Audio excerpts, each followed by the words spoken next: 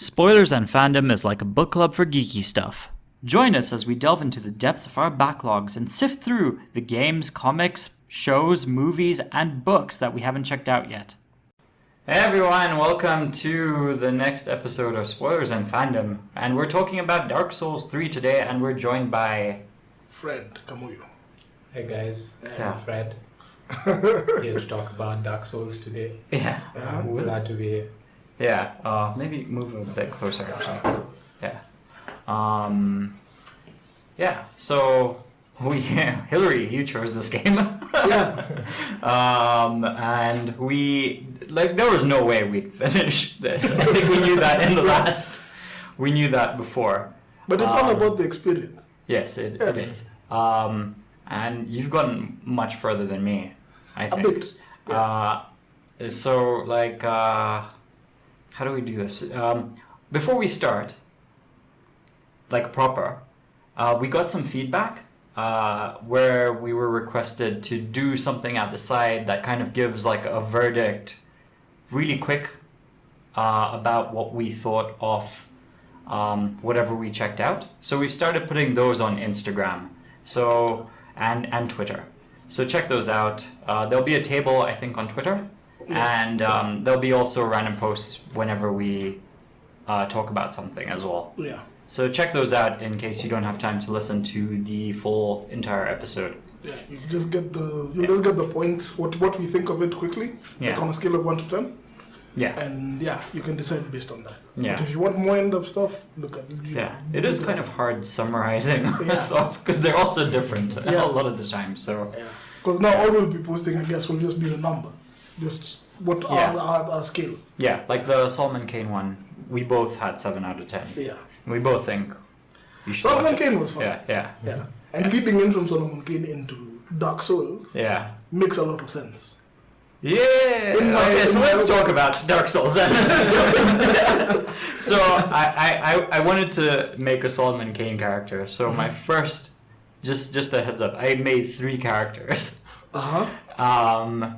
And the first one I made like a mercenary, because the mercenary is able to dual wield. Yeah. And he has 2 swords on. So I made him look kind of Solomon Kane-y and gave him a stupid name. I don't remember what the name was off head. Solomon Scene. No. Something like Papa something. Like something stupid. like he was like a wrestler from the 90s. Papa Shango or something. Something weird, yeah. But I made him look Solomon Kane-ish. And so I started on that. And just when you guys started, did you guys have did you guys experience glitches when you played this? No. For me, when I started, it was pretty much fine. Okay. Yeah. What about you? Pretty much smooth. Okay, so I had the stupidest glitches. So the first glitch I had was my gyroscope was just enabled. I play with a DualShock 4 controller, and I was playing on PC. And normally for PC games, if they are modernized, you don't really need to install any third-party software to get it to work. It just works with Steam, normally default. There are very few games that I've come across that don't work with it. Yeah. But I've never experienced just loading up a game and the gyroscope just being enabled as the mouse every time you move the controller, the mouse moves. And there's no way to turn this off in-game or in Steam that I could find. I tried all sorts of nonsense. In the end, I had to install DS for Windows, and it took some time getting it working, really. But yeah, then I was able to play it properly. But then... The second glitch? The second glitch is a glitch where just randomly at the starting area, just Japanese writing appears. I get a whole overlay. I'll put a screenshot of it just now. I'll put a screenshot and you'll see it's just Japanese writing and all sorts of weapons and stuff just going over, and it's really unplayable. I had to read up on what the hell this was because I've never seen this. It's called a dummy glitch, and after I verified the files and did a whole thing, it was fine. This was on my second character though. So the second character, the first one was a mercenary. The first one was a mercenary. Now the reason, so when I got to the first boss, I think I died maybe 20 times, 25 times, probably more than that, those many times. Because but you felt the 20 times at least. It was irritating. I honestly never thought I would get past it. And so I tried another character. I thought maybe this guy just isn't doing enough. So and I was getting advice from like friends who've played it before on Skype. So they're like, use the sorcerer and you'll have an easy time.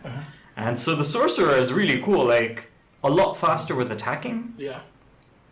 And so like I made a warrior and then a sorcerer. The warrior glitched out, so I never went back to it till I tried the third time, I guess. But the second character I tried fighting the boss with was the sorcerer. Sorcerer super fast. You swap out to a wand instead of double holding your weapon. And you shoot these little drops of water or something at the bad guy. And basically I took one hit and died from the first boss. I'm like, okay, this is not going to work either. And then the third try I went back to the warrior. I made sure that glitch didn't happen again, and I beat it the first go, which is the footage you're actually watching is for the warrior. But then I hit the third bug. The game just crashed. Immediately after the boss? No, when you enter Firelink Shrine, I managed to save. So, because after I beat that boss, I was like, holy crap, I can't believe it, because I must have fought this thing now 50 times more. 50 plus times with the first character, second character, and now third character. And so I was like, and I got it in one go, so I was so I need to save everywhere. So I actually backtracked to the previous fireplace. Bonfire. I saved there. What? I went back to where you fight the guy. And I found that there's actually a bonfire right there. I didn't notice that. So I saved again. Then I went into Firelink Shrine. I saved there, and I started moving towards the blacksmith, and that's where the game just crashed. And now when the game crashes, and you go back in, it doesn't save your progress to the last save. It saves up until the bonfire. Yeah, you get another error message. So your save possibly can get corrupt, but it saves up to a point. So it's not like it's completely gone, your save. So you just have to backtrack and do those. So it's fine. No. I just continued from where I had saved last in Firelink Shrine. Okay, cool. Yeah.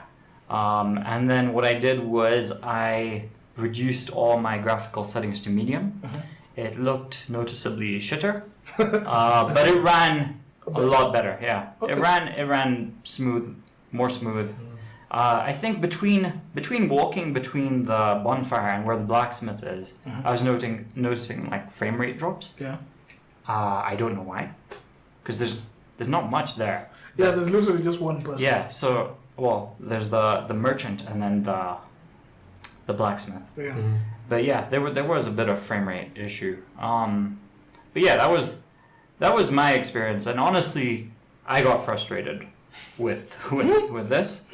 Although once I beat the first boss, you do get a rush from it. Yeah, I will say that, and that does sort of compel you to play a bit more. But yeah, that was as much as my experience with glitches. What about with you guys? Or should I go first? With glitches? Well, not just... No, just what was your first impression when you started playing this? Specifically Dark Souls 3. Yeah. Okay, coming from my perspective, which would be different to you guys probably. Again, I came from... Dark Souls 1. Dark Souls 1, and I also have a history of playing these specific combat games, like Monster Hunter.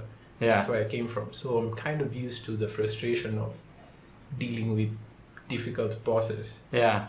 So I remember Dark Souls 3 specifically, I didn't really have much of a problem up until somewhere halfway into the game. I started getting stuck. Because I think I'm just used to how they work. You find a boss, he'll kick your ass a few times and you realize, hey, you have to change how you're looking at this. Yeah. So I already know to step back, watch all his moves, memorize it in steps. It gets to a point you visualize the game like a turn-based game.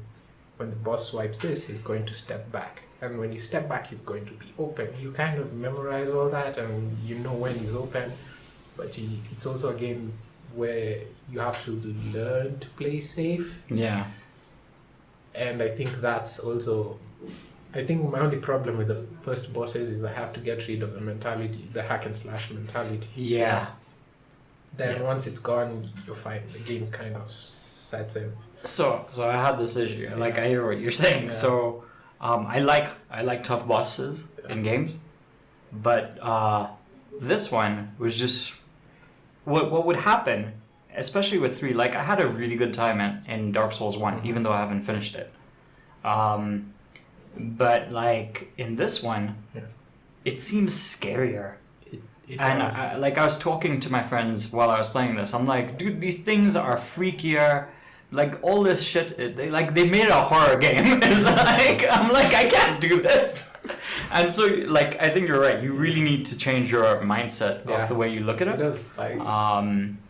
Because after I did that on the 3rd try, like literally, I just went in, like, I've died 6,000 times. I mean, it's just gonna be like one more, like, really. What's one? But I need footage, and I managed to kill it. Like, my thinking was, I need footage for the show, and that's what I managed. I'm like, what? So I was actually talking to my friend about it. I'm like, my mind is my mind is killing me before the boss does, sort of thing. Mm-hmm. And so my friend was like, yeah, that's actually what the dude said in the interview, what he was trying to do. Mm-hmm. He was trying to make the game seem more intimidating than it actually was with the 3rd game. So I'm like, yeah, he did that well. So it really is about, I guess, a mindset sort of thing.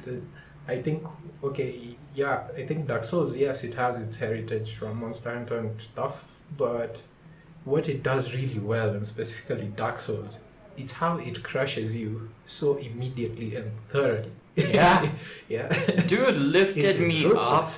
Like, I thought I knew all this first boss's moves till he picked me up, impaled me on his spear very nicely, and then thrust me off his spear. Like, I didn't even know he could do that. And even the first time I saw him like jump from halfway across the arena, I'm like, what is he doing? Like, what? Didn't see that coming. I thought I could take my time and walk up to him. Like, so those, like, I like boss fights, really. But I think I started to notice that this is a game you really need to commit to. Like, if I had nothing else to play, I think this game would have been my jam kind of thing.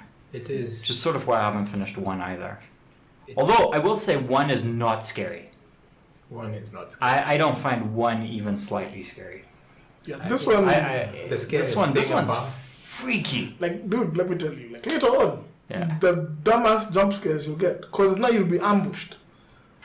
Yeah. Yeah. And now the thing that saved me, now my experience of the first boss was, I came in hack and slash. Because I wasn't really thinking. Yeah, we just played Fury, man. Yeah, we just played Fury. I've been playing games that are all just I was like, so I have a sword, I have a shield. Yeah. My first character was a knight. So I decided, let me just show up and attack things. Yeah. So I came in, my slash mentality got me to the first boss. Yeah. So I was like, if this works up until here, it will work for the boss as well. Yeah. And it does, until you shave off 2/3 of his life. At which point, dude grows Cthulhu 10 times bigger than he used to be.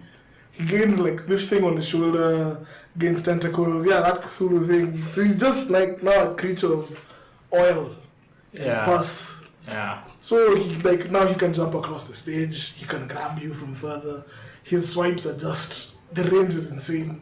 So now that second form vibe used to bug me. So I got tired of fighting with the knight. And then I just decided, let me get out of my comfort zone, let me try the warrior. So I picked up the warrior, went through the same guys again, got to the first boss, died again. Then the 3rd time I beat it. So I was like, okay, this works. I think the warrior hits harder. Yeah, I the really warrior hits think harder. he hits Even harder. though I don't know, it doesn't feel like there's much variation. Play the sorcerer, you'll see the variation, man. You know, even the animation timings, like how fast they draw back their sword after an attack, it's something you have to keep mindful, because hey, you'll be like, hey, he's open right now, and But all you of a don't sudden, have the speed to his hit it. blade just speeds up Yeah. unexpectedly because he has a hidden attack over there, which the developers just left there That's specifically. a specific fuck you. Fact, yes. It would be like, yeah, I know you figured it out, but you're not there yet. Ha! But you hit a cliff and you start again. So yeah, so like even for me, my first time, I got to Firelink Shrine.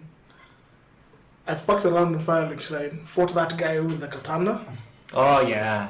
I lured him off like a ledge, Yeah. but then his stuff never spawned for me. So Just I go went back. to- Just go back. Yeah, I came back eventually. Like Yeah. I went ahead with the story because now I was like, okay, fine. So his sword is gone, and I wanted that sword. Yeah. I was like, okay, I do remember that guy. Longsword katana, right? yeah, Yeah, katana. he's like left of the Firelink. Just when you get to Ah, Firelink, just yeah. on the left, there's like a Near a gate staircase. somewhere. Yeah, he's guarding a gate. Ah. So I played around. I couldn't kill him.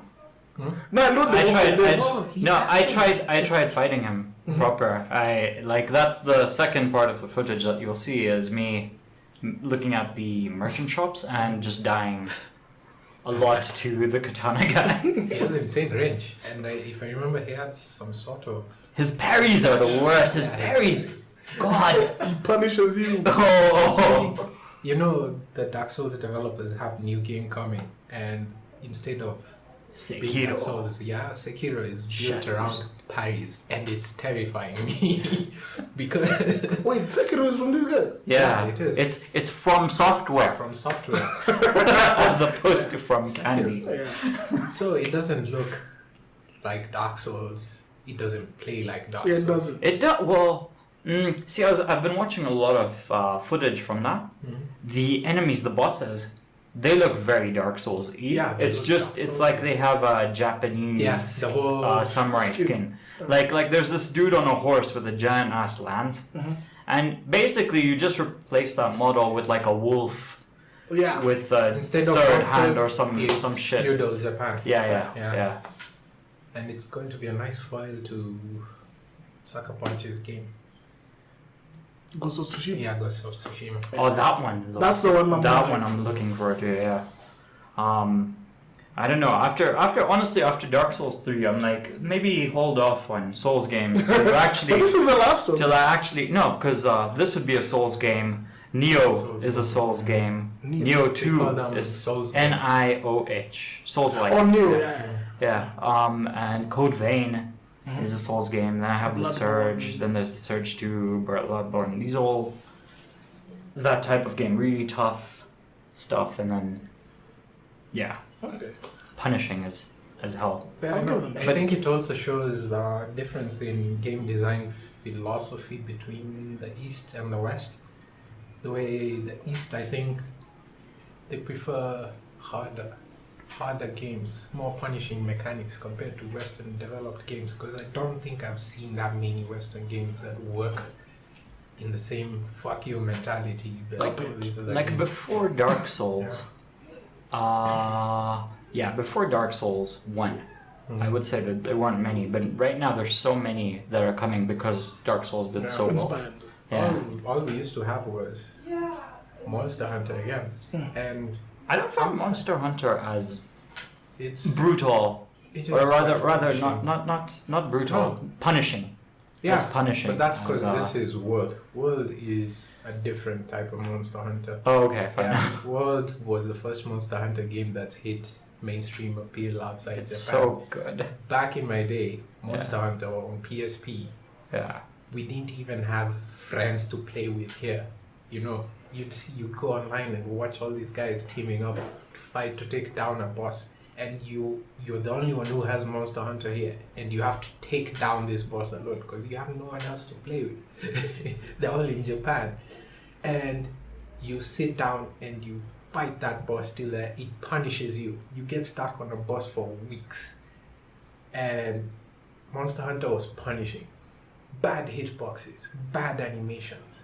You actually want to cry. So I think that's why we got, us Monster Hunter crowd, we got Souls.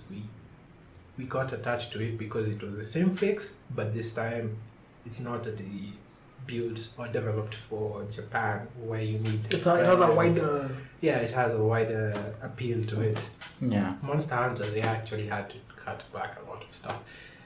The mainstream Monster Hunter games that the hardcore players are playing is currently on the Switch. It came out after Monster Hunter World. It's called Generations Ultimate, and it's still old school Monster Hunter, punishing bad, junky mechanics, timings, and whatnot.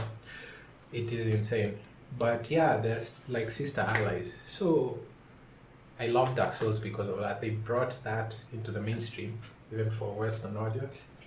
And guys got it. But And it's, guys it's got kind it. of Yeah. like Monster Hunter's whimsical though. Like It it's is. like with all the flamboyant armor and characters Yeah. and It is crazy. Yeah, In yeah. fact, they also toned down a bit of that for World. And no, what I mean is I just kind of wish this was in Dark Souls. Like, yeah, you need to go kill this abyss thing statue crazy guy. Yeah. Yeah, you go run in with your cat.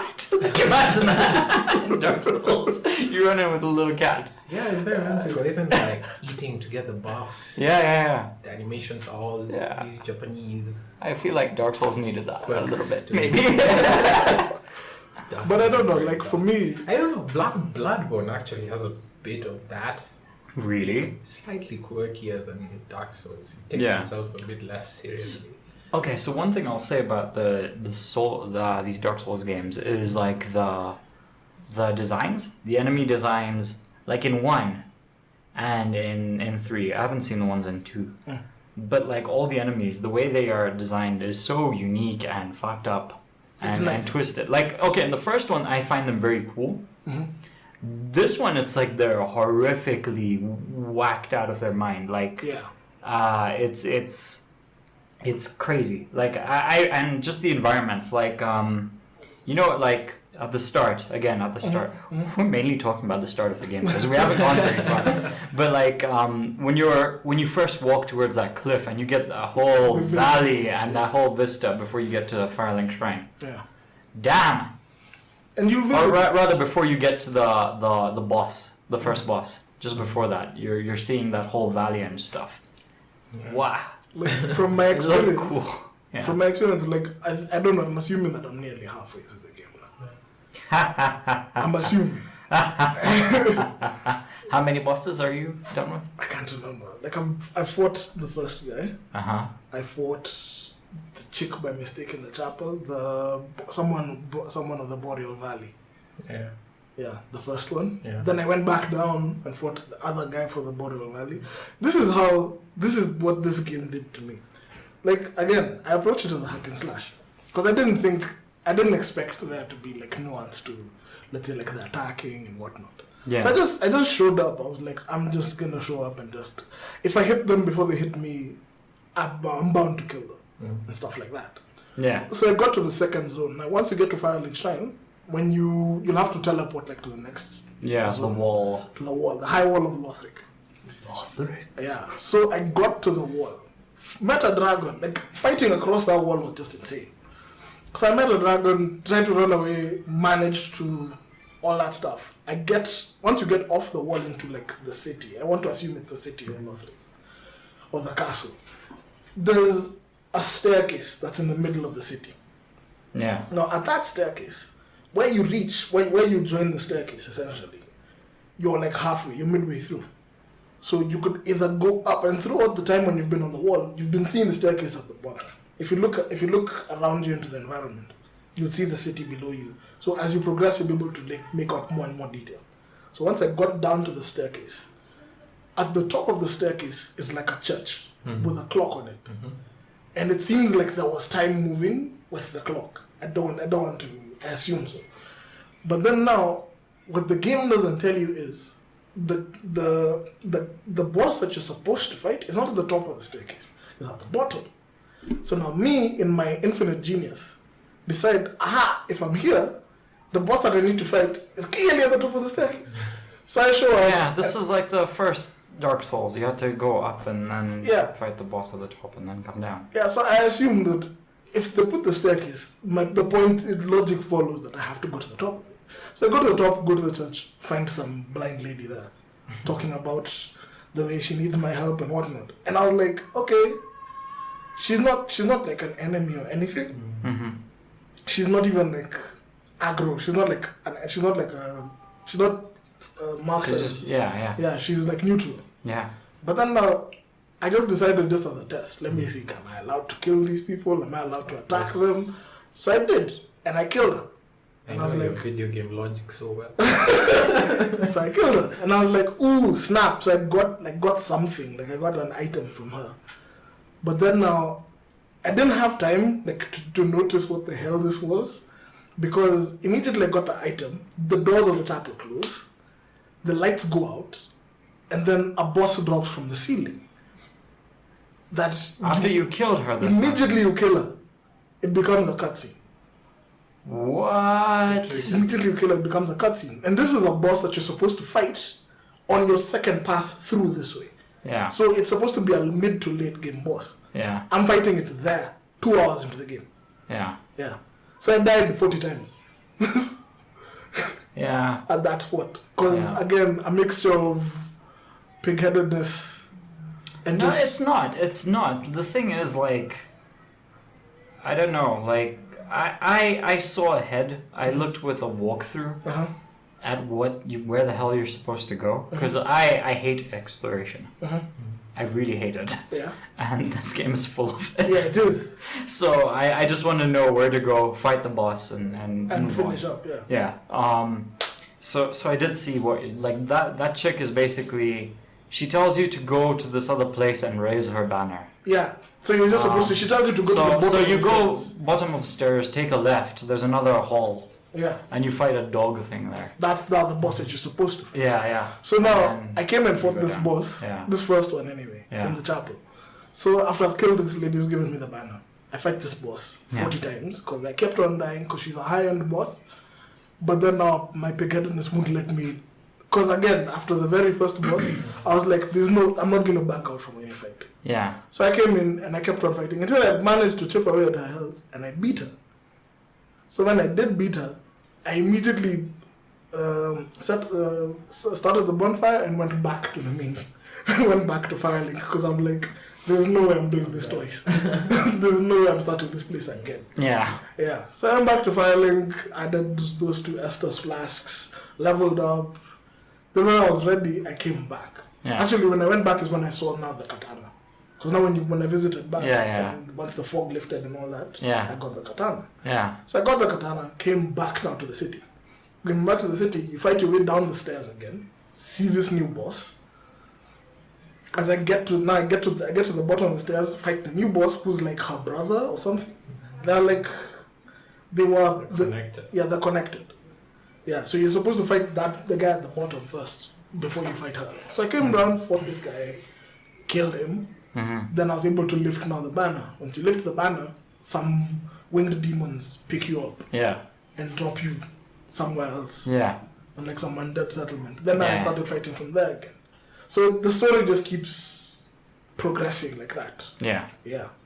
So like now where I've reached, I'm at another. It's a very like religious game. Let me say that.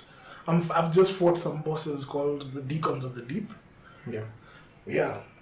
And some huge church, some huge cathedral now. So I didn't know that I was supposed to get there because I got to some other place. So this is my issue, right? Like the game doesn't hold your hand, but I mean it's really relative whether that's a good thing or a bad thing. Because there's a lot of, am I doing the right thing here? Yeah. Am I going in the right direction? Am I going the right way? Yeah. And all the NPCs and all the information that you're given is really just gibberish. I think that's basically another side effect of Eastern development design philosophy. or how they build games. See, I would argue that JRPGs tell you a bit too much. Yeah. No, the Japanese games, you have Yeah. mountains of text to go through. Yeah. Like even now, I was So expecting and so there to be was like a born rise with of- a blood. Yeah. Layers Yeah. of menus Yeah. with stats and all that stuff. That's what I was expecting with this, because like now I have no idea what the story of Dark Souls is. like I told you, Yeah. Dark Souls, it's like they just stripped the math in Monster Hunter and all that stuff. Okay, some of the math is still in Dark Souls, sure. Mm. Then they sort of modeled their own thing into it, and it worked for them, I guess. Yeah. I would never have imagined. You know, I'm still amazed. Monster Hunter World is Capcom's biggest game in their history right now, because I still don't believe it. People cannot love those games easily. They are really punishing, but it seems we have a Big lot of one, right? sadists in our gamer population. Well, it's more like the reward in Monster Hunter, and also it came to PC again for the first time. Mhm. It's not just locked onto PSP or That's true. yeah. That's true. So now with this, But with so what did you like? okay, again, my favorite thing is just the bosses. But I hate exploration, and I actually went through the story. I don't find the story that compelling. I don't. I understood it, and again, it's one of those stories that's open to interpretation and gives you choices. But I just don't think it's all that compared to the other games out there. I guess if you are playing the game and uncovering the story slowly and gradually, it becomes more than what it actually is for you because you're experiencing it. Yeah. You get a feeling like it's oh my god, this little piece of information. It's like almost getting like words in a sentence, but in the end, if you just read the sentence, it's just a sentence. I think it's Not also much. partly to do, Yeah. especially like for adults, you don't really have that much time for games, and something like Yeah. Dark Souls is really time intensive. Yes, it to is. actually Yeah. experience. I will say if you want like a game that will give you loads of gameplay time, This is it's definitely worth your money. Mm. Like we got this for $12, yeah. and it is well worth that. Like yeah, it's definitely worth. I would say up to 20. I would pay for this. Even Yeah. like, to be honest, even like 40, 50. It's worth it. That's too much, unless you play the first. Unless, yeah, like if you're into the whole 'Cause, series thing, yeah, that yeah. would make I sense. tried playing the first again, but it's too janky for me, and I think it's over. I don't think I can go back unless maybe The remaster. even the remaster is still a bit janky compared. I find it hard Compared to 3 or compared to... to 3, Yeah. which is strange because I still play even the PSP versions of Monster Hunter till today. 10 years old, I play them more than I play Monster Hunter World. Like I think across my PSP saves, I have about 3,000 hours in Monster Hunter Freedom Unite. Jesus. It is, and I'm nowhere near professional at that game. It's just content. Yeah, sometimes the same bosses, but I've not even gotten to the final boss yet. I still haven't fought him. It's a time commitment game. Soulsborne, I mean, if you look at the Steam charts even now, you'd still find Dark Souls somewhere on the charts because Yeah. people are still playing Yes, it. still playing. There's still Yeah. that.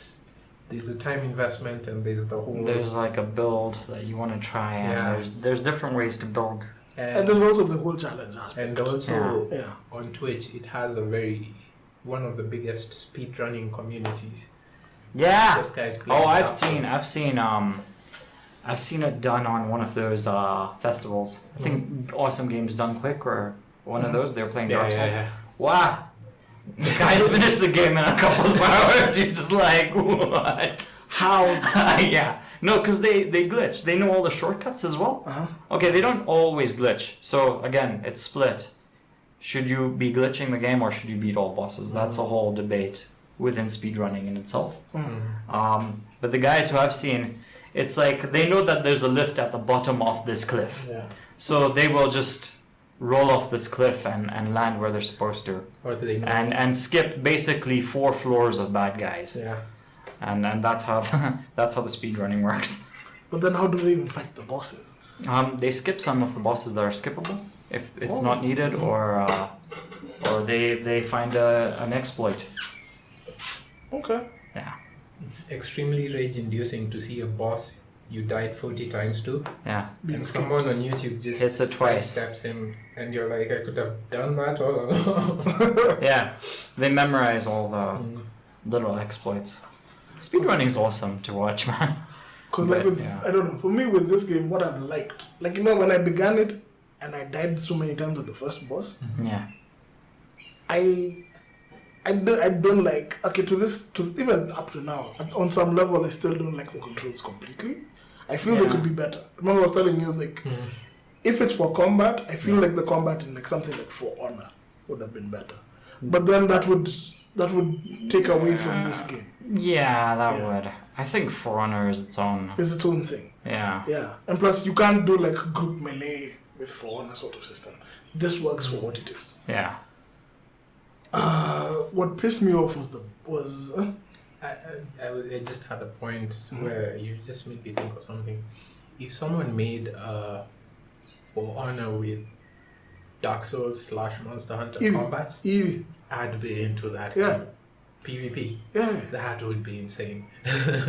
I'd be all into For Honor that with game. Monster Hunter would be good, yeah. Yeah. Like, I'd love that. Like, I really, but then again, I'm a huge fan of For Honor, so that's its own thing. So what I liked in that game's so hard.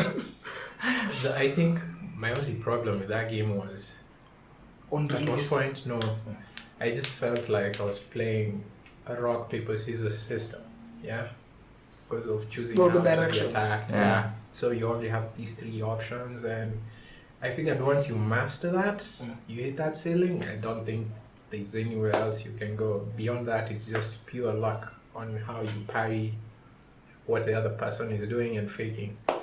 And sure, I'd probably have fun with it, but not for that long. I don't think I'd play For Honor more than 50 hours or so. And that for me, again, I'm a person who plays a lot of JRPGs, 100-hour plus games. That's a bit too short for me. Well, I think Dark Souls had a bit of luck as well. Like literally the attack string that will come out. Which one will it be? Let's see. If you roll a 6, you do this. If you roll a 5, you do Because that. like even now, Because you can get screwed pretty hard even if you know. even if you what's know coming. everything, you can get screwed. Another thing that I liked about the game was, okay, I like and dislike. I hate how they give you the lore slowly. They drip it to you. I don't like that either. Yeah. Yeah, I don't like how you get so little information.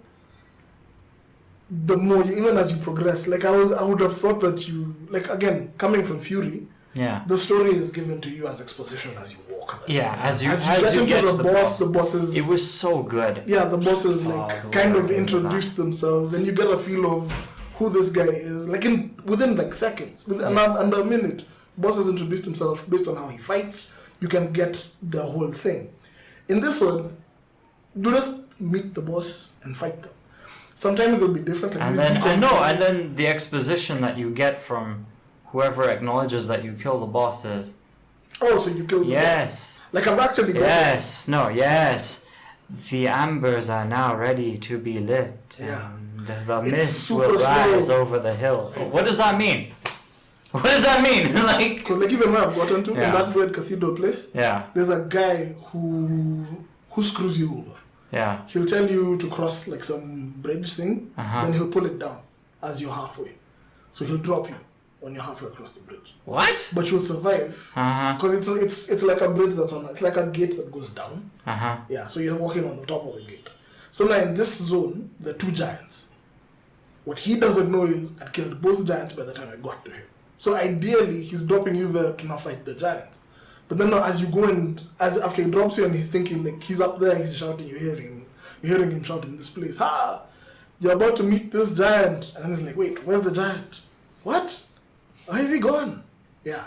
So small stuff like that. Like that was interesting to see him realize that I'd already beaten the giants. But again, ultimately in the grand scheme of things, it didn't affect anything.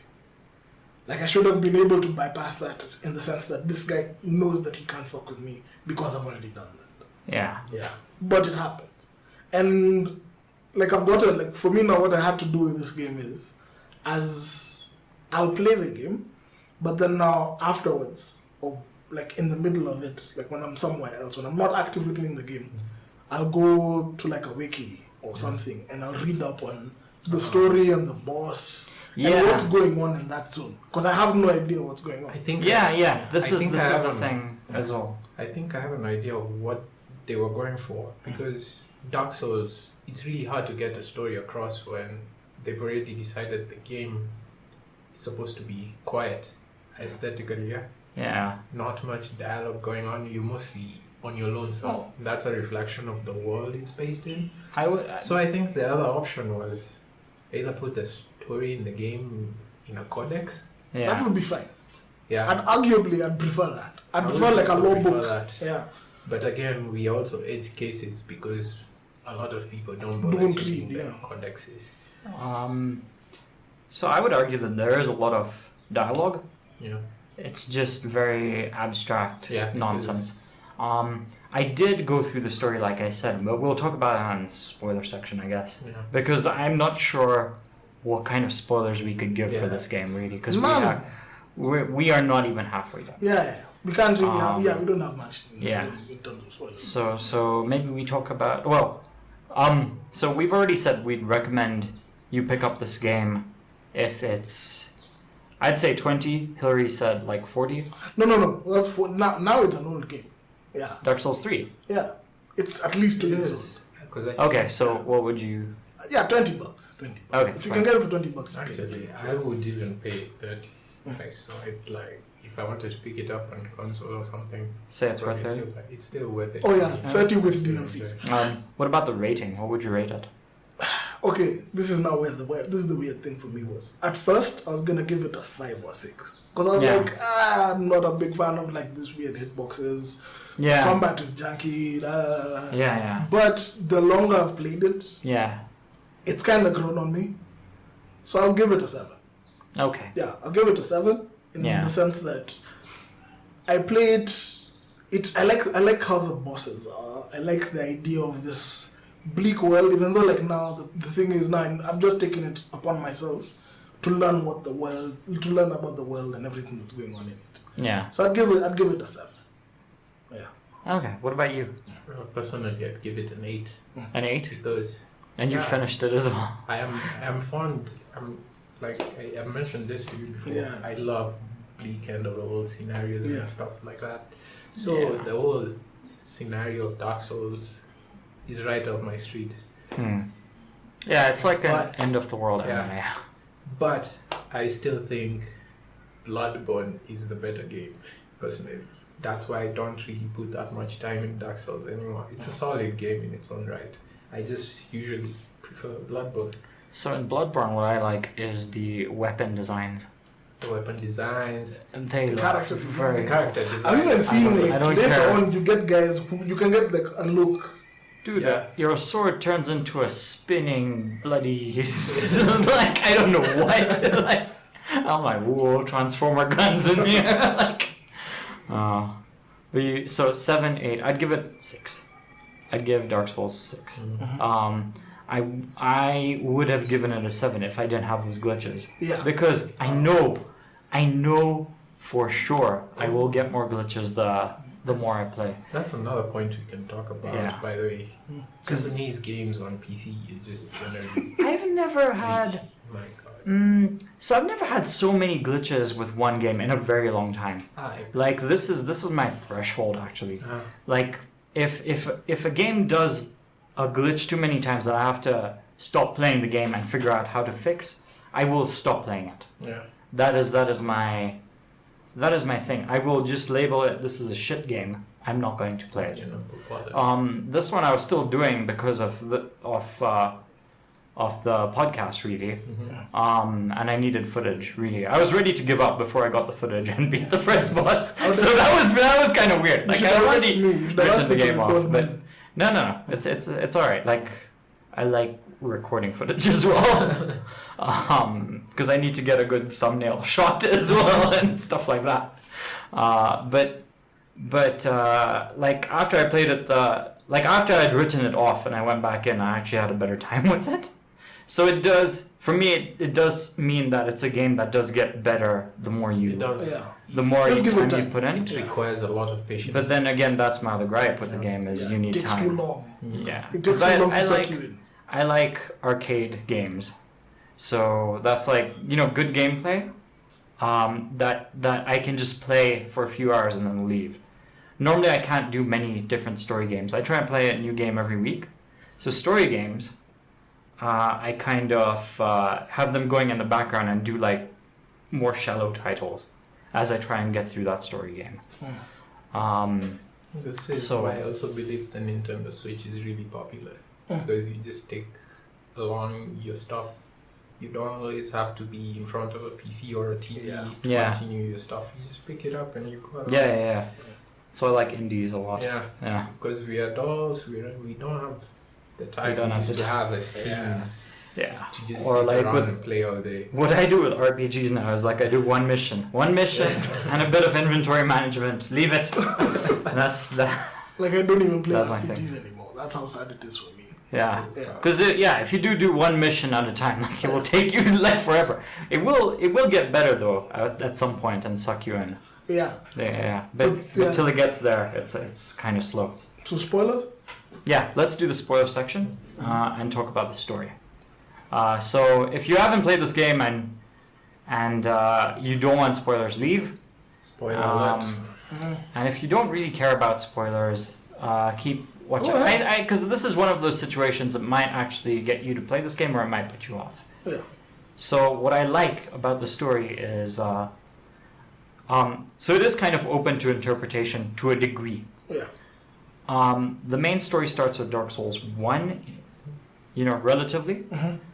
They talk about how the world was formed and everything, and basically you need to know that the world was a really shitty place. Dragons ruled, and it was a miserable time. Yeah. And then these four individuals in quotes found these souls within a great fire that sprung up. Like it's like there was a fire and man discovered fire. So something like that happened.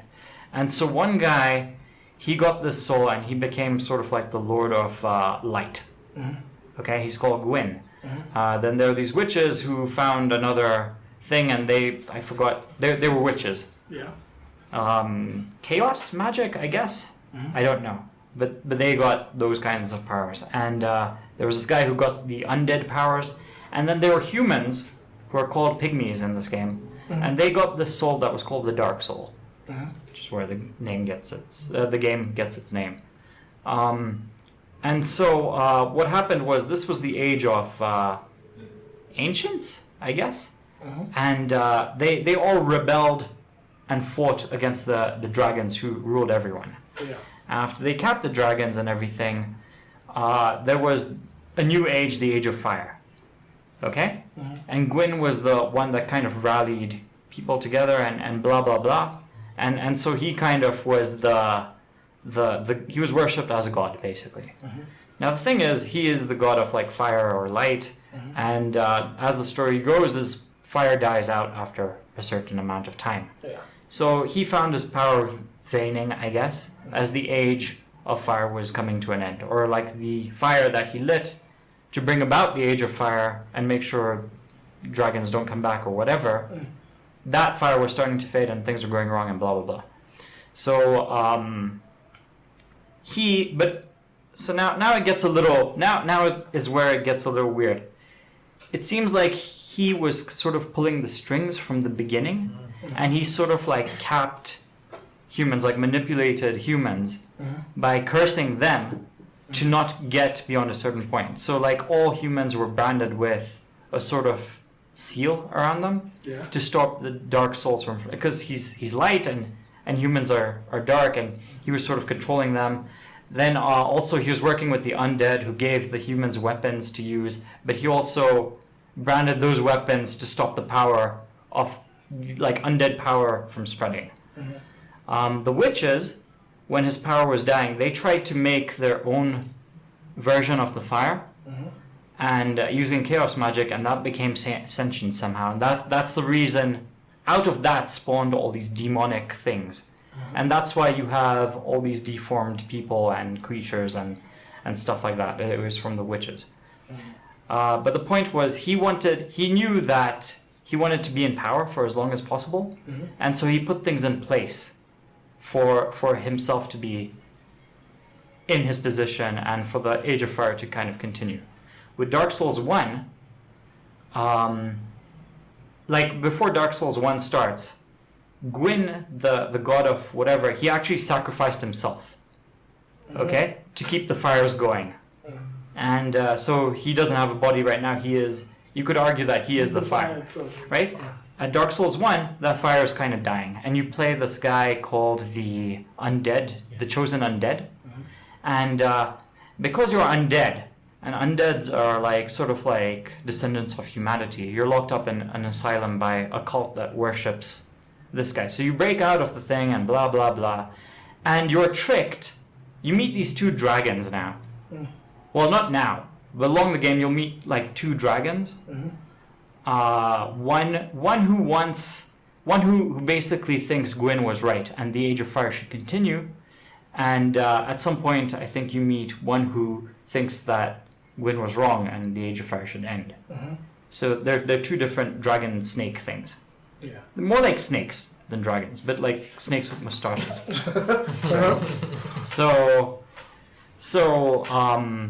Gosh, this is so. See, the story is quite weird. Anyway, so in Dark Souls 1, you basically go. You end up killing all the lords, I think. Yeah. I know you kill the witches. You kill. I think you kill off the undead guy as well. And you end up restoring the Age of Fire, basically. And you end up dying. That's how you die in Dark Souls 1. Is you kind of, because you've accumulated, so the whole thing is you have to be powerful enough to have a big fire to sort of invigorate this Age of Fire thing that is coming to an end. So that's how Dark Souls 1 ends.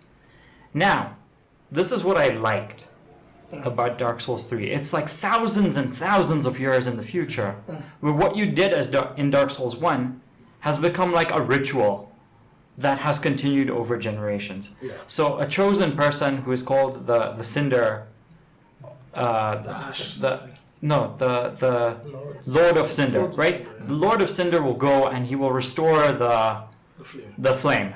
Basically, he'll go sacrifice himself, burn, and the Age of Fire will continue. Now, what's happened in Dark Souls 3 is the guys who were chosen as the Lords of Cinder, they've refused. Yeah, we don't want to kill ourselves, and the reason for why we don't care about the world. No, yeah, this is the thing, because the age has kept going for so long. The world has started getting more and more screwed up, and it's becoming more and more twisted, because the age needs to, like, it's sort of like a cycle of nature that has to end. Yeah. And we're artificially making it longer. So they've kind of refused, or they've just refused for other reasons. Like one guy is he just doesn't give a shit. One guy is not capable. One guy who is just weak. He's there and he doesn't even have legs. He doesn't have legs, yeah. Yeah, he's just sitting there. And so what you end up doing in Dark Souls 3 is it's going to be you go and kill you go kill the Lords of Cinder, you get their ashes and that kind of stuff, and you can go take that. But you discover, I think, all this stuff that Gwyn was just artificially prolonging the inevitable, and you're kind of given a choice of whether you want to prolong the age or not. Yeah, because you're given the choice at the end. At the end, you have there's 3 options technically. Yeah, or you take it the power for yourself. Yeah, so you become the next lord. Yeah. But again, that's also on a timeline. Or you push darkness. Yeah. How long can you hold the dark? Yeah. Away. Yeah. So and that's basically the story. Yeah, because now the idea behind the third ending. Yeah. I also read up. Yeah. With spoilers. Yeah. So the first ending where you sacrifice everything and keep it going. Yeah. That's one ending. Yeah. There's the second ending for where you don't and you let the Age of Fire end. At which point you'll be overcome by the dark. Yeah. Which is another ending. Yeah. Now the third ending, there's somebody who you meet in the game as you progress. The painter? Not even the painter. Some lady. She's also an unkindled like you. Yeah. So later on in the story, you find out, what's her name? the firekeeper Yeah. at the fireling shrine. Yeah. She'll want you and that lady to hook up. She'll be like you betrothed. Because she's exactly like you. Really? Yeah. So that if you do take the power to yourself, Uh-huh. because now you're both undead and a Lord of Cinder, you can hold you have like the best of both worlds. Oh, that's so cool. I would Yeah. have gone for that. You have the best of both worlds. So now the fact that you two are both the same kind of thing, you could share that power, and your children would be able to prolong. You'd be able to rule. Like now, the power comes back to the humans Yeah. at the end of the day. So Yeah. fuck the gods, fuck the dragons, fuck everybody else. Yeah. The power now rests with the humans to chart their own destiny. Yeah. Which I don't know. I liked.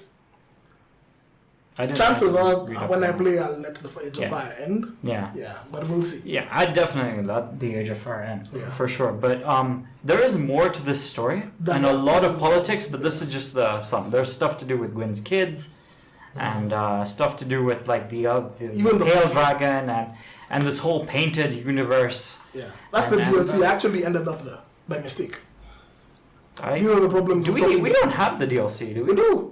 Oh, okay. Yeah. We do, I guess. Yeah. Okay. You'll get to that place where I was. Ah. There's some guy in like some chapel Yeah. who's Okay. going crazy in front of the altar. If you talk to him, he'll let you touch a scrap of painting, and if you do, you're sucked into the painting.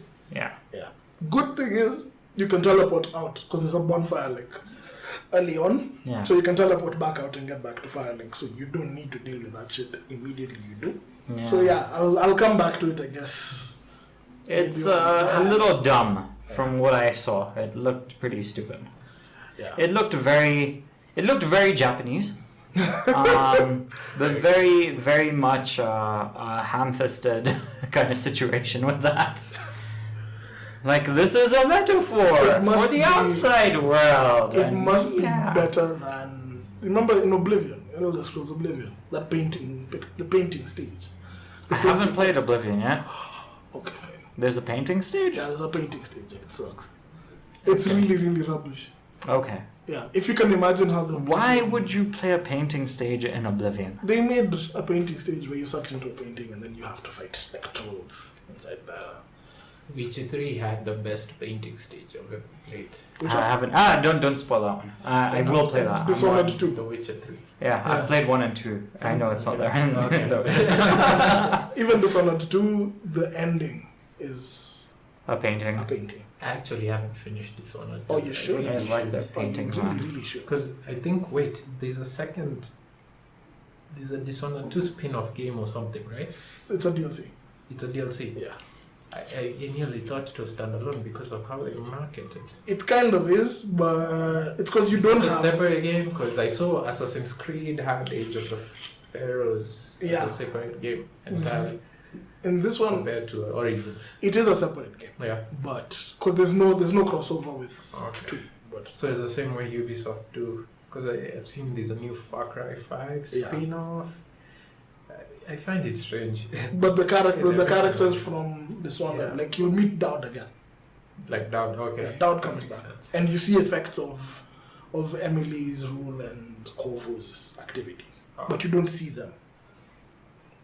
Anyway, that's an aside. Back to Dark Souls. Back to Daria. Yeah. As part of the spoilers, Yeah. the thing. I don't know how to put it. It, for me anyway, it took way too long to get used to like the wheel thing, like your inventory, like your quick inventory. Yeah. Yeah, or using left right for the whatever's to switch between weapons and all that. I don't know. Clunky Yeah. inventory, clunky UI. Actually, 'Cause staples of Japanese games, honestly. Yeah, it felt at that point Yeah. is when I realized that I felt now the Japanese vibe that you guys are talking about. Yeah. I think we just got used to it. Yeah. Like, I didn't have a problem with this because I was used to 1. Yeah, now for me this was blue. I was wondering, can this? I'm using a warrior. I was wondering, is it that I'm not able to use any spells at all, No. or I think another way to look at it is rather than depending on your progression of growing your character through armor and XP, the other thing that's growing is your mastery of the game mechanics. Yeah. Which is also something I like about Monster Hunter. Again, all that you upgrade is your armor and your weapons. But the biggest indication of progression is also your mastery of the mechanics, how you played. So I think Dark Souls got a bit of that as well. No, yeah, that much it does. Because like I can tell you, like now, So I find it a hell of a lot easier. Finding your way to manipulate everything is also part of the skill curve. So even using items as it is, like there's those fire bombs that we picked up like early on in the story. So I had no idea how to use picked up early on in the story. Oh yeah, sorry. But you have a fire bomb by the time you find the first boss. So yeah, like I didn't know how to use them until like I figured out that you can like hotkey them, and then they show up on this like there's like a mini menu that you can cycle through. It's weird. It's weird and clunky, but it works in its own very strange way. Let me say this. Once you get the hang of it, it's fine. But up until then, I'd say take that first stage to get the hang. Play with everything that you want to try. Yeah. Yeah. I experiment with everything. Experiment with the weapons. Characters. The weapons, characters do matter. At least at the start. Yeah, the weapons, the characters, the sort of loadouts that you want. Depends on your preference completely. Yeah, because like now, once I got to the high wall, I started switching to great swords. Yeah. Yeah, and not even like the regular great swords, like ultra great swords, because they now look dope as fuck. Because they're huge and you just shoulder the thing and you have a shield as well. So there was a joke about that, by the way. That whenever you get multiplayer situations happening, everyone has that bloody weapon. Yeah. Everyone has the same bloody weapon. Because it works. Because it hits hard. It's relatively fast. And you can hit, like, your second or third swing is a horizontal AoE attack. So you do have range. You have range damage and AoE. So you get the hang of it. But in the same breath, I found now once I beat that lady, whoever was the Boreal Valley, and I went into now Lothric Castle itself, which I wasn't supposed to be in. So I died like a fuckload of times inside there. Before you realize you were not even supposed to. Yeah, before I realized I wasn't supposed to be here. Then I got some rapier there. So there's very many different weapons. Yeah, rapiers. And they complement the builds that you basically go for. Like if you're using a rapier, it's like for a dex build. Yeah, and the rapier is really fast even if you're using it offhand, it's really fast. So now imagine if you switch it to your primary and you couple it with something else. Like, because typically you'll move around this game with a sword and a shield, to be very honest. Yeah. Yeah. Well, I did like two-handing for some reason. Yeah. I just like that little extra damage is worth it. Yeah, but the two-handing is satisfying. Satisfying. Oh, yes. The dual sword. No. Two-handing when like you have your axe and just grab it with two hands. Okay. Yeah. Rather than I use a shield when I'm like being cautious with normal guys. Yeah. When I go for boss, you just two-handed. Two-handed, yeah. I always prefer sword and shield in most games. Yeah. Yeah, that's usually my default, except for Monster Hunter, where I usually just prefer greatsword because even this is the same thing. So you have, and then the thing another thing about this game is, I don't know about you guys, I don't know the feeling, but from what I've also seen online, it's heavily inspired by Berserk, the manga. Actually, yeah. Even Monster Hunter is inspired by Berserk. Really? Yeah, the greatsword. No, the great sword. The story. The grim nature of Dark Souls is very Berserk. Because you see now the way the whole sacrifice element is the same way Griffith. Also the monsters are kind of echoes somehow. And I've seen guys do builds where they make the main character look like guts. Right? Yeah, I saw that as well. That's the walkthrough I was using. Yeah, guys and tried to make him one of the bosses. Yeah. I can't remember what his name is, but he's in the Lothric Castle. So one guy is essentially Griffith, because he sacrificed people, and actually no, Gwyn is basically Griffith. Oh yeah, that would be accurate actually. Gwyn is basically good. Yeah, doing anything you can to get full power, yeah. And the whole idea of these guys sacrificing souls to become gods is all just Berserk. The grim world, the fighting, and all that. It works. But you see, in Berserk, you get the story. Yeah, in Berserk, you get the story. In this, Yeah. it's dripped down to you, but I don't know. If you can take the extra step and read it on for yourself, fine. That's more interesting. I personally would like to see like a Dark Souls novel. Like a fantasy novel, and just read that. I think there are comics, but I'm not 100% sure. I'm actually also not sure. I'd rather check those out before I play the game than I play the game. Once I have like all the information. Yeah. Rather than play and then have to look for it separately. Ideally, I'd recommend that you try this game out. Yeah. First. And if you can, possibly borrow it. Or play it at someone else's. Borrow it for at least over, I'd say, about 3 to 4 hours. And then decide whether you want to buy it or not. Yeah. Yeah. They have demos. You know, we're PC gamers. Not for Dark Souls. We're PC gamers, so we forgot about demos. But No, there are going some. back on console, I realized a lot of games have demos on console. No, there are some on Steam as well. There's a whole demo section. But not all games have demos. Like Dark Souls doesn't. Okay. It should. Like you could argue the first part up to Firelink Shrine could easily be a demo. Those games need demos.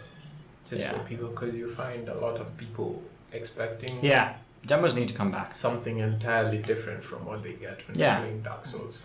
And with the refund policy, I mean, you could just refund the game. Like, no, you could get like a full-on free demo. Play 10 no. I mean, like the alternative now is you buy the game and you just refund it. Okay. Yeah, if you don't like the way it runs. So what didn't you like? What don't you like about Dark Souls? Dark Souls 3 specifically. Dark Souls 3 specifically. The only thing I don't like about Dark Souls 3 is it's not Bloodborne. Pretty much. Because honestly, in every other aspect for me as a Dark Souls player, it was simply more of the same, yes, but the mechanics were improved, everything's a bit more polished, menus are at least smoother. Oh, you mean so aesthetically it wasn't Bloodborne? Specifically, I think Bloodborne overall is just superior game mechanics, combat design, but Dark Souls, that's not to say Dark Souls is a terrible game. Yeah, you gave it an 8. Yeah, brilliant. I have a preference for Bloodborne, which is probably the best game I think that studio has chucked. Okay. But yeah, Dark Souls 3, it's still an excellent game in its own right. Yes, it's a better version of the previous games, but that's honestly all I just wanted, because again, as Soulsborne guys, we're not in it for the story that much. We're just here for the gameplay mechanics. That's our shot in hand. That's all we want from the game. Yeah. And you? What didn't you like about Dark Souls 3 specifically? I think I've said it. Just recap, just quickly. Okay. Like just the non-linear nature, honestly. I don't like the exploration. I like the boss fights. I don't like the in-between the boss fights nonsense. Yeah. For me, it's just about the bosses, really. That's the most appealing thing. And I guess the visuals off. Again, like I like the environments and the way they look. Yeah. But I don't like trying to find the next boss. I don't like that part. That's just not my thing. Okay. Yeah. Now me, the two things specifically that I hated, that I still do to this time, that all the others I can live with, the two things that I hate specifically are the hitbox. Yeah. Your character's hitbox is all over the place. It's not as bad as what he was saying in Monster Hunter. They're all over the place. Yeah. That, the fact that some, like bosses, bosses have priority over your hits almost unfairly. It is by design. Yeah. It's the same with Monster Hunter. When you go tell the newbies what to expect, you just tell them, don't try to trade hits with the boss. Yeah. You will always come out worst. So that the fact that bosses have like weird priority over your hits, the fact that and they all leap and it's really hard. Like every time they leap at you, it's like the next hit. Even if you dodge, roll out of the way on time, it's like the next hit is guaranteed to hit you. Like I've gotten hit like that so many times. You have to roll twice, basically. Yeah, you have to roll twice, and even then, when you roll twice, like that, but if you roll twice, the chance of the second hit hitting you has just been reduced. It's not that it's impossible. They could jump and reposition to be in the perfect spot to hit you again. The evasion, your evasion timing has to be perfect. Yeah. Yeah. You really have to. Also, the camera. I'm not a fan of the way The camera is all over the place. I had this weird acceleration going on with my looking Yeah. that I still haven't perfected yet. It's just I slowed mine down in the settings. Japanese PC Yeah. got Yeah. problems. No, I slowed mine down in the settings because like it's right stick. But you see, they had this issue with Dark Souls 1. They should have fixed it. They should have fixed by now. Like, Durante fixed it in Dark Souls 1. I don't know if it's still I'm not the sure if remaster, but... From Software do it in-house. But again, another way of Japanese development, these guys tend to be stubborn about changing how they work. And it's something I've also had to get used to. Yeah. It's really annoying. At least they brought it to PC. Yeah, they brought it to PC Yeah. and I appreciate that. But Yeah. every time I play a PC game, you go through this checklist where you're like, hey, mouse acceleration, does it have any? That's the first thing you go Yeah. complain on the forums you need. Oh, is there an FOV slider? Because some people can't play Yeah. games without FOV sliders. Like My it's God. impossible for them completely. I think that would solve Mel's. Dude, Shadow Warrior 2 I was recently playing. Mm-hmm. Default thing on that is 65 or 60 FOV. I'm literally playing till I change the option like with one eye closed because I can't hack it, so I've just closed one eye and I'm playing the game. And then when I change it, I can. Yeah, so FOV sliders are important. People usually say PC gamers are whiners, but they're people who They're cannot important. play without FOV sliders. It's really woozy. We're not whiners. Yeah, we're not whiners. We just care more than you. That's it. Yeah. That's it. The last thing that I hate about this game Yeah. is the jumping. Jumping? You can jump? Yeah, but it's dependent on your sprint. I don't think Oh, I yeah, sprinted it is. once. You have to sprint, and then once you're sprinting is when you can click the button down, and then you jump. I've never jumped. Wait, Yeah. are you playing on keyboard? No, No, I'm playing controller, on man. controller. Yeah, I'm playing on controller, but even on keyboard, it's weird. No, on keyboard it's definitely awkward. Yeah, on keyboard it's awkward. That's the reason why I just decided to switch to gamepad. So like on the gamepad, you have to sprint. It's left stick direction, and then you hold like B to sprint. So as you're sprinting, when you click down the left stick, is when you jump. Now at the very end, Firelink Shrine, there's a hidden zone behind. Like once you get up to like some level, right, there's a weird tower. Mm-hmm. They sell you the key to that tower. I've seen that. That lady sells you a key to that tower. So next to that tower, there's a weird gap to like a roof. So you're supposed to run from the gate of the tower towards some tree, launch off like some tree, press the button there, then you'll jump and land on a roof.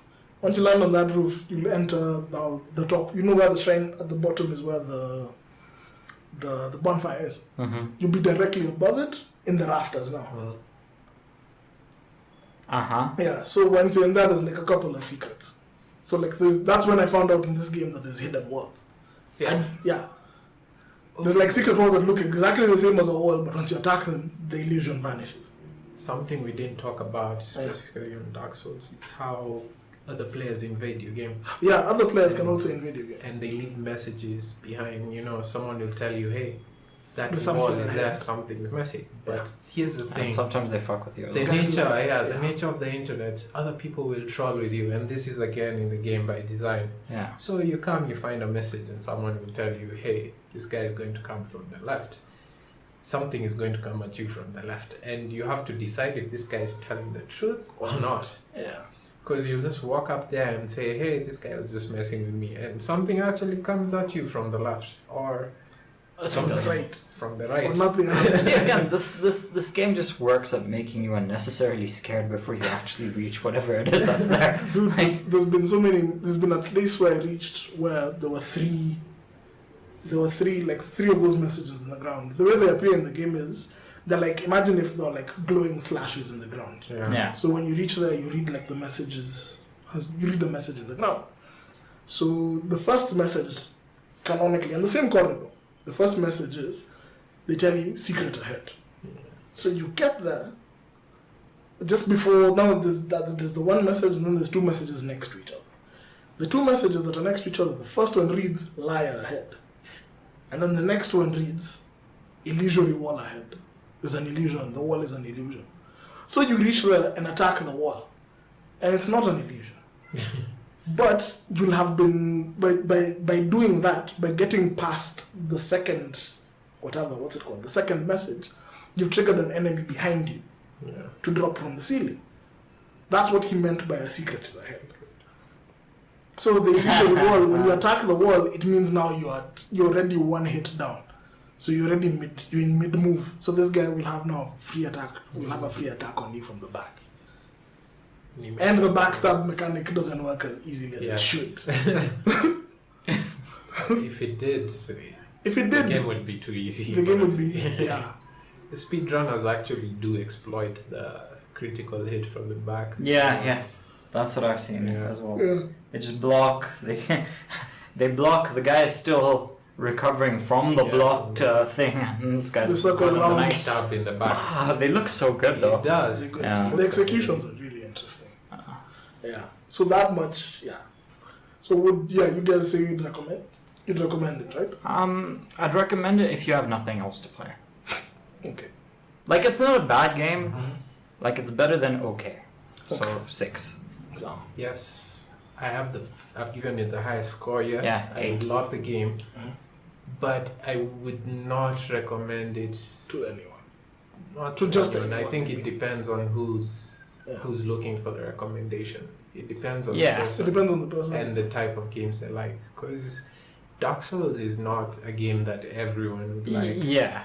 It's not. I'd It's say very try it. polarizing. It's either you really love it or you really dislike it. Or you slowly grow into You it. grow- Or you grow into You it. grow into a grudging respect of it, which is where I am right now. Yeah.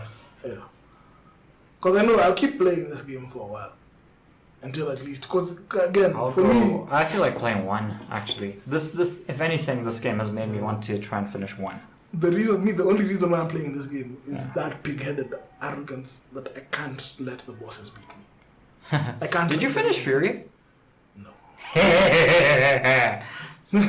Sorry. I'm just trolling you. I forgot. Sorry.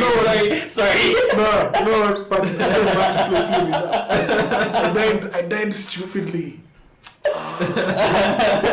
I'm going to go back now. But okay, yeah. Sorry, no, I'm trolling. Finish Souls. It does. I see. I probably wouldn't It finish it, to be nags you. honest. It does nag at you. It nags at you. Yeah. Strangely enough, on my replay of Horizon Zero Dawn, I realized some elements of its combat are also Souls-like. Yeah. The way you're supposed to play the game is mostly stealth, and the way they discourage you is by having these enemies be really fast, brutal, like they can hit you easily, and that this is on normal difficulty. So you're encouraged to stealth more, just to be able to get those critical hits, those quiet takedowns, the critical backstabs. That's how the game is designed to be played. But it gets to a point where you master the game to a point where you don't need stealth for some of these guys, and it becomes Super easy. not really super easy. Yes, it becomes manageable to play them by walking straight up to them, God of War style, but you really need to know What you doing? what you're doing. Okay. It's the same thing. I also view Dark Souls the same way. Yeah. Because most of the regular enemies, you can literally walk up to them and duke it out. But the bosses The bosses. teach you a lesson. I'll give it that. Oh my god, Horizon is brutal. It's just like I started playing, and you're playing as this little girl, and she's being taught how to hunt, and she gets spotted, and this thing, giant robotic cougar or some shit, just stomps on this repeatedly, and they are fast. All you hear is just robot noises. It's like Transformers noises in your ear as you're just getting stomped over and over again. And the only game that I've seen that does that brutal surprise death thing is Dark Souls. No other game does that. Mm-hmm. No, I think that's it. Mm-hmm. Yeah, I guess for us that's it. Yeah. So it's me choosing next. No, it's you choosing next. We didn't talk about it before. No. That's a comic we're doing next. Yeah. Have you read Spawn Origins? No. Okay, let's do Spawn Origins Volume 1. Okay. I'll send it to you. I think I have 2 copies of that. So cool. We'll check it out. So yeah, you guys, if you want to catch us up on the next episode, read Spawn Origins. Spawn Origins Volume 1. When did it come out? I don't know. I don't even know who the writer is. I know it's like a white kind of cover with Spawn on it. Yeah. Okay, cool. And I all the Origins books. I know it's on Humble actually at the moment on sale as well. You can get. Oh, I saw the Spawn Yeah. set. Yeah. Okay, cool. So yeah, thanks Fred. Yeah, thanks for joining us. Thanks for having me, guys. Yeah, no worries. Yeah. It's always fun. Yeah. All right. Have fun. Have fun, guys. Do you have an opinion on what we just discussed? Did we miss something? Tell us in the comment section and we'll read it in the next episode. If you're listening on Anchor, send us a voice message and we'll add it to this episode. Don't forget to follow our podcast on Twitter @SpoilFans for updates, and follow our Instagram for behind-the-scenes action @Spoilers and Fandom. Also, subscribe to us on YouTube and Anchor to get the latest episodes.